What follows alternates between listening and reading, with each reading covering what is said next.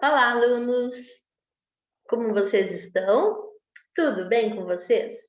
Sou a professora Maria do Carmo, estarei orientando vocês nesta semana, falando de um tema da nossa apostila, né? Grupos sanguíneos, página 29, e seguiremos da 29 até a nossa página 44. Bom, mas não vamos fazer todos os exercícios não.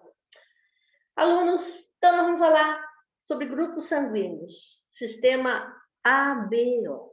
Aqui tem o primeiro desenho. Grupo A, B, ABO. Aqui repete, só que com um menos aqui, o negativo, certo? Então falaremos do grupo sanguíneo ABO. Já vamos explicar melhor o que é isso. Tem aqui também um esqueminha interessante para vocês, não ficar decorando quem doa sangue para quem. É só você se orientar pela ponta da seta. O O que doa para A, que doa para B, que doa para B. E o O que doa para todo mundo. Mas ele recebe de quem? Só do O. Então, depois eu explico melhor isso aqui. Vamos observar bem esse desenho. Bom, alunos, nós estamos vendo hemácias, certo?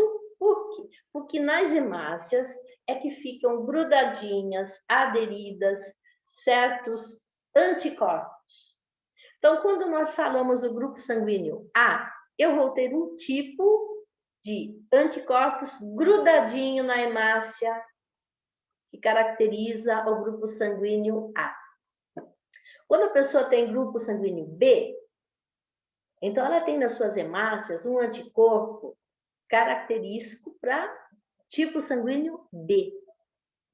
E quando ela tem grupo sanguíneo AB, ela tem uma mistura, uma combinação desses dois grupos no AB. E quando ela tem grupo O, não tem anticorpos nenhum. Mas o que são anticorpos? São proteínas, tá? Então, esse desenhinho aqui vai explicar muito bem para você quem pode doar sangue para quem e quem não pode doar sangue para ninguém. Bom, vamos pegar nosso próximo slide. Slide 2. Aqui, já estou na página 30 agora da apostila de vocês. Alunos, não se assustem com as palavras esquisitas que vão aparecer. Aglutinina, aglutinogênio, anti-B, anti-A, izinho. Nossa, tudo isso vocês vão se aprofundar lá no segundo colegial com o tema genética. Então, aqui é uma apresentação para vocês. Se estivéssemos no presencial, eu poderia aprofundar mais, mas nós vamos apresentar o tema para vocês, tá? Bom, grupo sanguíneo do sistema ABO. É um estudo, são características presentes nos autossomos, tá bem? Cromossomos autossomos, aqueles 22 cromossomos que a mulher tem, 22 que o homem tem. O 23º é o cromossomo sexual. Então, estamos falando ainda de autossomos, certo, minha gente?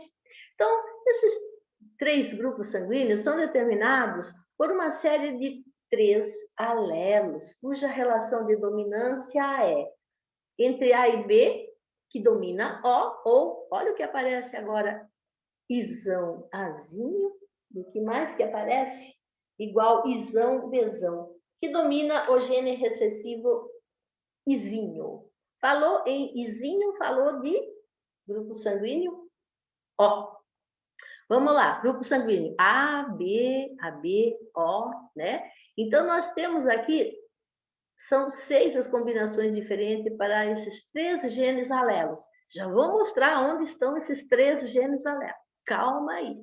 Fenótipo, minha gente. Fenótipo é o quê? É a aparência. Uma aparência do sangue? Né? Não, é a presença da proteína A no grupo A, B no grupo B, AB no grupo AB. E ausência, olha agora, a ausência de proteína não, ó. Lembram aquela hemácia do sangue da hemácia lá no vídeo, no slide anterior?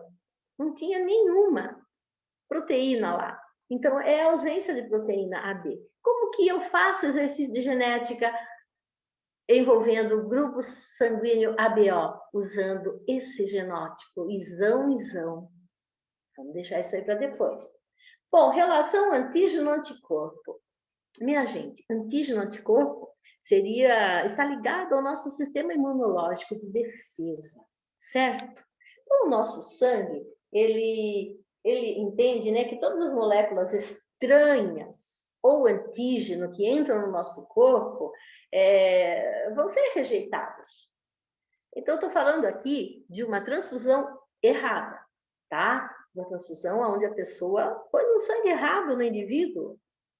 Então, essas moléculas estranhas ou antígenos estranhos provenientes de um grupo sanguíneo que não é compatível penetra no nosso organismo e provoca a produção de outras moléculas que tentarão neutralizar as invasoras. Essas moléculas de defesa, ou seja, os anticorpos, são fabricados por células especiais na nossa linha de defesa, que são os linfócitos, glóbulos brancos.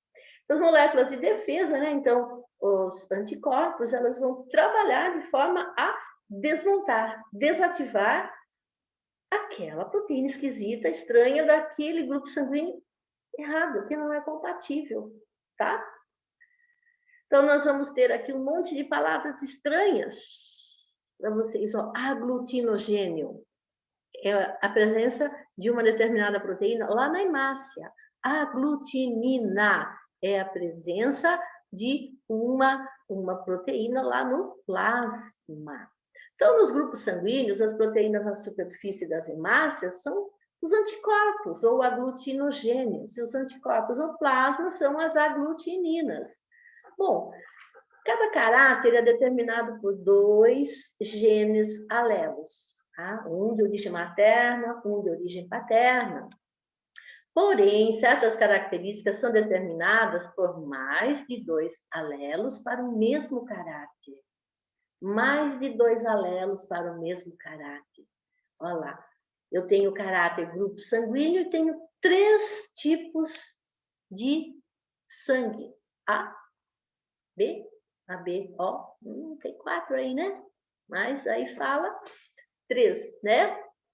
Se bem que, como os cromossomos homólogos do indivíduo diploide, 2 N estão aos pares, então nós vemos apenas 2 dos 3 ou mais alelos que definem o mesmo caráter. Esses genes, chamados alelos múltiplos, têm aí uma certa relação de dominância. Quem domina quem? Quem é recessivo? Quem é dominante? Vamos aqui, chegamos em um par de alelo. Um de origem materna, um de origem paterna. Olha aqui, ó. Cor do cabelo. Digamos que está aqui, ó. Aqui de origem materna, aqui de origem paterna. Cor dos olhos. Estaria aqui, se eu não tivesse cortado o desenho, né? Então, do tipo sanguíneo. Olha aqui, ó. 3 pedacinhos que vai originar o tipo sanguíneo na população. Então, alelos são pares de cromossomos. Aqui são pares de cromossomos autossômicos. No humano, são 22 pares de cromossomos autossômicos, 22 para o masculino, 22 para o feminino, mais um par cromossomo sexual para o masculino, mais um par cromossomo sexual feminino, né? Totalizando o quê? 23 pares. Somando, dá 46. Perguntinha que tem lá no Forms para vocês. Transfusão de sangue. Então, tudo aquilo que eu falei lá, minha gente, tá agora explicado na nossa página 31. Esse desenho aqui da apostila, ele não é muito legal, sabe? Tem uma ponta, uma seta muito imperceptível aqui para vocês verem. Mas é assim que está, né? A digitalização não ficou muito boa. E uma transfusão de sangue, minha gente, é necessário existir compatibilidade entre as hemácias do doador e o plasma do receptor. Receptor é o doente, doador é quem vai doar o sangue. Então, digamos que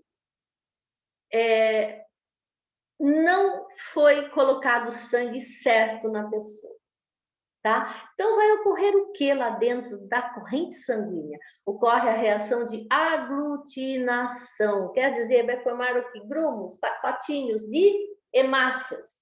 E esse pacotinho de hemácia vai obstruir os vasos, os capilares, vai tampar, vai causar dano muito grande para a pessoa. Bom, quando ocorre a aglutinação, quando os aglutinogênios da hemácia do doador são atacados, né? São atacados ou aglutinados pela aglutinina do plasma, isso leva à formação de aglomerados de hemácias do doador, os quais acabam obstruindo o vaso sanguíneo. Imagine o seu rim filtrando o seu sangue, tem todo o seu sistema de canaizinhos por onde passa o sangue entupido. O que vai acontecer? Morte, né? Então, se uma pessoa do grupo B doar sangue para outra do grupo A, as aglutininas anti-B vão atacar as hemácias B em seu próprio, dentro do seu próprio vaso sanguíneo. Então, está, portanto, esta é uma doação incompatível. Aqui tem uma tabelinha para vocês. Mais alunos, se vocês focarem bem aqui, vocês vão entender o seguinte. Eu tenho o grupo sanguíneo O, A, B, AB. Entendam o seguinte, que O doa para O, B doa para B, AB doa para AB e A doa para A. No caso de falta de um tipo sanguíneo que seja compatível com o paciente, coloca-se o quê? As possibilidades. Quais são? O. O que eu posso colocar O? Tanto para A, como para AB, como para B. Lembra no primeiro slide? O não tem nenhum tipo de proteína na superfície da hemácia. Então, quando o paciente A, AB ou B receber, não vai provocar reação de rejeição.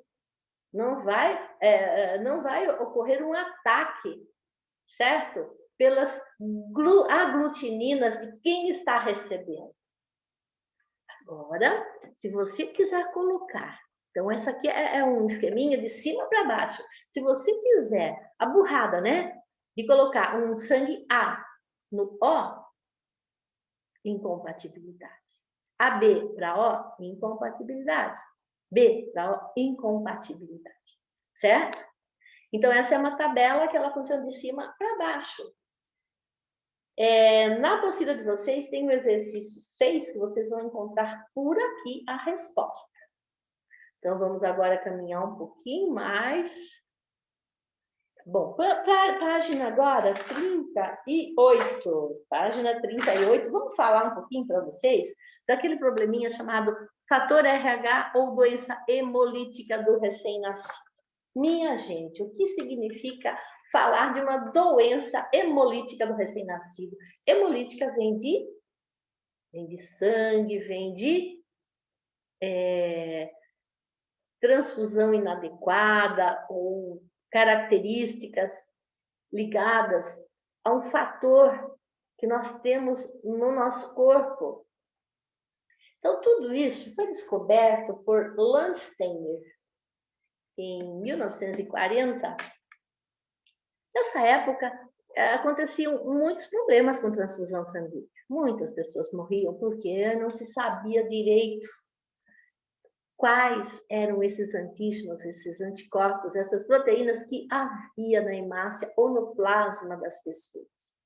Então, ele descobre que, além do sistema ABO, certo? Havia também um outro fator chamado RH. Bom, aí ele faz pesquisa com animais, né? Um pesquisador, ele vai pesquisando, ele vai tentando encontrar tudo que ele pode a respeito do tema que ele trabalha. Em 1940, ele encontra uma proteína na hemácia humana e chama ela de fator RH. E ele começa a trabalhar com o macaco, Rhesus, é um macaquinho pequenininho. E após alguns dias, ele pega sangue ou hemácia, né, dos humanos e injeta no macaquinho, né? Eles injetaram sangue do pequeno macaco, né, no coelho. E após alguns dias, o sangue do coelho, eles obtiveram anti-RH. Então, foi isso que eles fizeram. Usaram o coelho como uma segunda cobaia para entender o que ocorria quando havia a colocação ou quando era injetado o sangue do macaco em um coelho. Houve uma formação de anticorpos. Bom, esses anticorpos, alunos, é o seguinte: quando a pessoa é RH positiva, é porque ela tem uma proteína. RH negativa é a ausência dessa proteína, que ele encontrou lá no corpo do macaquinho, e usou o coelho também como uma cobaia. Então, esses anticorpos, anticorpos do coelho, foram inoculados no Rhesus e em humanos, aglutinando as hemácias do macaco e da maior parte das pessoas. Então, aí estava o finalzinho da pesquisa dele. Houve aglutinação, né? Então, pessoas que têm hemácias aglutinadas, porque seus glóbulos vermelhos possuem fator RH, são chamadas positiva, RH+. Aquela que não possui o fator RH, não sofreram aglutinação de suas hemácias, são chamadas, portanto, de RH negativo. Então, a presença do fator RH na hemácia pode ser estudada como uma herança mendeliana, Mendel, né? Caráter dominado, condicionado por um par de genes autossômicos, nada a ver com sexo, né? Eu vou preparar um forms especial para vocês sobre herança ligada ao sexo. Bom, então aqui nosso fenótipo, RH positivo e RH negativo. Genótipo, dominante, errão, ou desão. Errinho para o hétero. Aqui é homozigoto dominante. E o RH negativo, errinho. Bom, próximo capítulo aqui, minha gente. Estou ainda na página 39. Vocês vão encontrar exercícios 3 e 4 para responder. E a pesquisa deve ser feita nessa parte dessa folha, página 39. Eritroblastose fetal, não é fatal, é fetal. Ela só ocorre quando? Quando a mãe é RH negativa. E o pai? RH positivo. E o bebê? O bebê tem que ser RH positivo. Ah, se o bebê for RH negativo, beleza, sem problema. Então, condição para ocorrer a eritroblastose fetal, mãe negativa, pai positivo. E o bebê que está sendo gestado dentro do útero tem que ser positivo. Quer dizer, ele tem uma hemácia estranha que vai fazer o quê? Vai atacar, a mãe vai produzir uma defesa contra essa hemácia do bebê, a mãe vai produzir, vai ficar guardadinho lá dentro. Próxima gestação. Próxima gestação, se o bebê for positivo, pronto, tem problema, tá? Bom, então, minha gente, vamos falar um pouquinho para vocês, né? No caso de incompatibilidade do fator RH entre o sangue mãe e o sangue feto, a criança pode ter hemácia destruída por anticorpos maternos, tá? Isso daí não é na primeira gestação, não. É depois. E até sofrer anemia, né? Então, é a eritroblastose fetal ou doença hemolítica do recém-nascido. Qual o aspecto, a aparência do bebê que tem esse problema? Ele nasce todo amarelo. Tem que tomar sol, etc. Nós vamos falar depois. Bom, digamos então que ocorreu a aglutinação da hemácia do feto e produção de grumos. E acabaram entupindo os vasos sanguíneos do bebê. restando apenas a substituição do sangue RH positivo por um negativo, numa transfusão ainda dentro do útero ou logo após o nascimento. Então, quando a mãe é RH negativo, pai positivo, e a segunda gestação acontece com o bebê positivo, vai ocorrer o quê?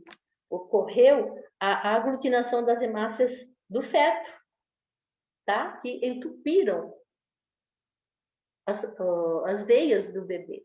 Então, a hemólise quer dizer destruição da hemácia. A hemácia vai se desmanchar. Essa destruição da hemácia fetal provoca aumento de bilirrubina, que é uma substância responsável pela icterícia, é a pele amarelada do bebê. O excesso da bilirrubina pode ser combatido com a exposição do recém-nascido à luz do sol de manhãzinha, né? Em condições normais de gestação, o sangue da mãe e o sangue do feto não se misturam, certo? Entretanto, durante o parto, o sangue da criança pode entrar em contato com o da mãe, tá? Então, a eritroblastose fetal só ocorre quando a mãe é RH negativo, pai positivo e o feto positivo, que é um resuminho que está aqui. Bom, como ocorre então o problema? As hemácias do primeiro filho. Olha, a primeira gestação, ele nasce bem, mas o que ele deixou dentro do corpo da mãe? Deixou uma sensibilização à mãe RH negativo, que leva um certo tempo para produzir anticorpos anti-RH, permitindo que esse primeiro filho RH positivo saia ileso. Se essa mulher tiver um segundo filho RH positivo, seus anticorpos anti-RH atravessarão a placenta e vão destruir a hemácia do segundo filho, feto. Então, antes da primeira gestação, a mulher ela pode passar por uma transfusão e receber sangue RH positivo por engano. Então, digamos que ela sofreu aí uma transfusão errada. Então, ela ficou sensibilizada. E o primeiro filho vai sofrer a eritroblastose fetal.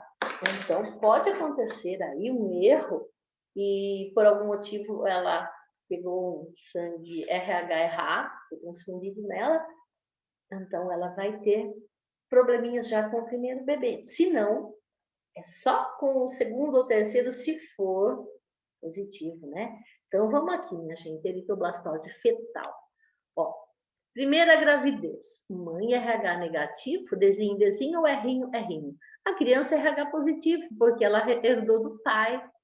Então, ela vai nascer bem, sem problema, só que esse RH positivo vai deixá-la sensibilizada, tá? Porque é uma proteína estranha. Ela é RH negativa, ela não tem a proteína. Recebeu o RH negativo, recebeu o RH positivo, vai sensibilizar. Sensibilizar quer dizer, ela vai começar a produzir anticorpos.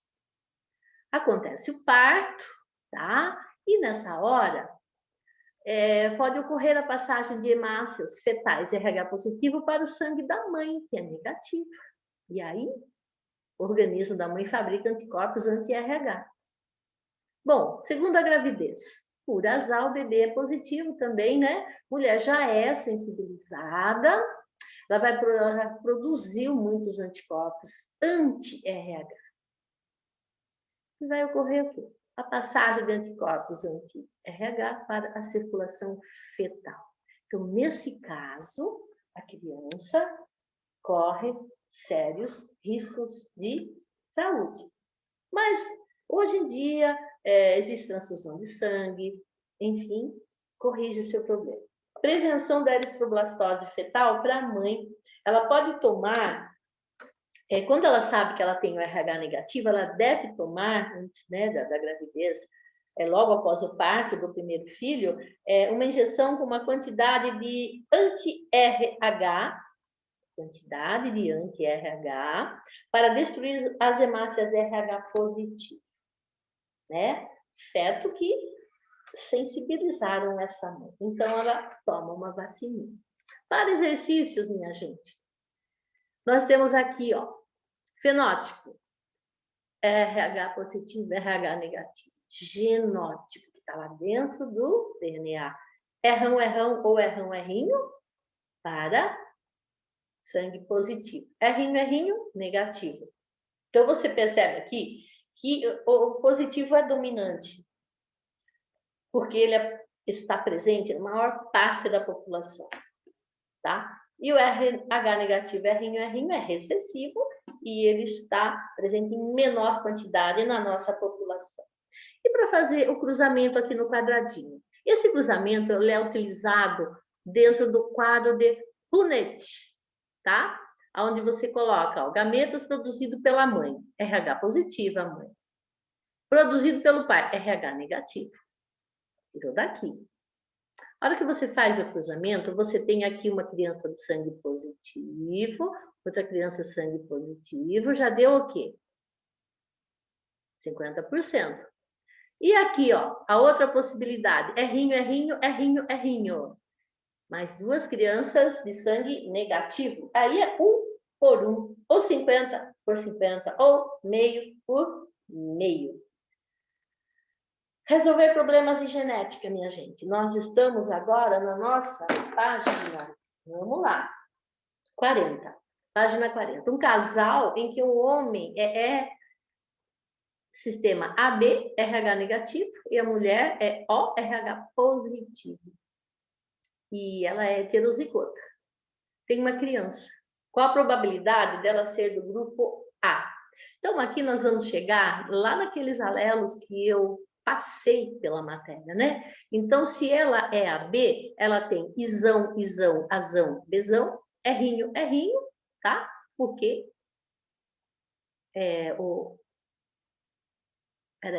o homem é AB, né? Isso. AB negativo. Errinho, errinho, negativo. E a mulher é O. O, você vai usar izinho, izinho, e essa mulher é positiva, tem sangue RH positivo, ela erra um errinho porque é heterozigoto. A hora que faz o cruzamento aqui, você vai encontrar meio por meio, certo? Possibilidades é a criança nascer do grupo A ou grupo B, por conta da dominância. E do grupo, e do fator RH. Então, RH, a pessoa aqui positivo, negativo, você vai encontrar sempre meio a meio, tá? Bom, explique por que o primeiro filho do casal pode ter eritroblastose fetal. Exercício 2, lá da sua apostila, aqui já tem a resposta, ó. Uma transfusão errada, né? Bom, vamos pro 1B, 1A, 1B agora. Qual a probabilidade de um casal heterozigoto? Opa, vamos lá. Heterozigoto para o fator RH ter filhos RH negativo. Primeiro, para o fator RH, você vai cruzar heterozigoto com heterozigoto. Quer dizer, errão, errão com errinho, errão, errinho. A proporção. Então, o que interessa para nós é isso aqui, ó, é uma parte. Respondeu o exercício 1A, você vai para o 1B. Qual a probabilidade de esse mesmo casal ter um filho RH positivo do sexo masculino? Bom, minha gente, é uma parte de errinho, errinho. São sempre 4 partes. Então, sobrou 3 partes. As 3 partes estão aqui, ó. 3 partes é 3 quartos, né? Agora, você multiplica. O quê? Possibilidade do RH positivo, que é 3 quartos. Probabilidade do sexo masculino, que você já lembrou. E você vai fazer a multiplicação e encontrar o resultado. Tá bom? Também você vai responder exercício 2, 3 e 4, pesquisar na página 39. Exercício 5, pesquisar na 30. Exercício 6, pesquisar na 31. Alunos, é um assunto difícil. Vocês vão aprofundar no colegial. Na nossa apostila, ele está um tanto aprofundado, mas eu passei pelo assunto para vocês não irem para o colegial sem nunca ter ouvido falar em grupo sanguíneo, sistema RH. Vão me chamando no PV, que eu vou ajudando vocês, e eu vou fazer informes para auxiliá-los na resolução e entendimento dos assuntos. Um grande abraço para vocês, fiquem na paz, estarei sempre às ordens para ajudar vocês. Um grande beijo.